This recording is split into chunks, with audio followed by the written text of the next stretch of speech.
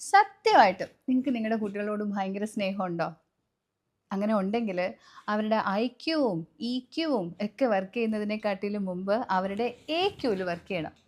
അതായത് അഡ്വേഴ്സിറ്റീസിനെ അവർക്ക് എത്രത്തോളം നന്നായിട്ട് ഹാൻഡിൽ ചെയ്യാൻ പറ്റുന്നു എന്നതിനെ ബേസ് ചെയ്തിട്ട് മാത്രമേ കുട്ടികൾക്ക് ഇനിയുള്ള കാലത്ത് സക്സസ്ഫുൾ ആവാൻ പറ്റുള്ളൂ.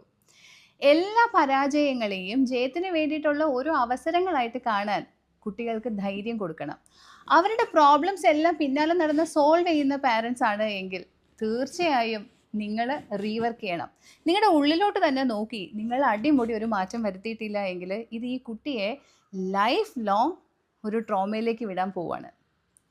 ഒരുപാട് സ്റ്റഡീസ് തെളിയിക്കുന്ന ഒരു കാര്യമാണ്, ലൈഫിൽ സക്സസ്ഫുൾ ആയിട്ടുള്ള എല്ലാവരും ജയങ്ങളെ ആഘോഷിച്ചവരല്ല, പകരം പരാജയങ്ങളെ ആഘോഷിച്ചവരാണ്.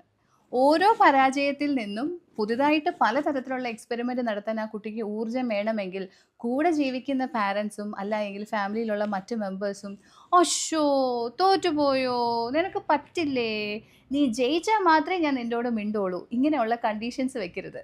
നിങ്ങളിൽ നിന്നുള്ള അൺകണ്ടീഷണൽ ലവ് ആൻഡ് സപ്പോർട്ടാണ് കുട്ടികൾക്ക് ആവശ്യം.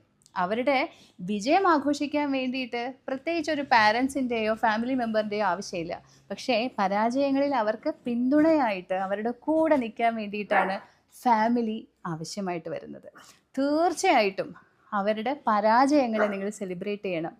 അവർക്ക് വേണ്ടിയിട്ട് കൈയടിക്കാനും അവർക്ക് വേണ്ടിയിട്ട് മെഡലിന് വേണ്ടി അടികൂടാനും പോവാതെ കുട്ടികളെ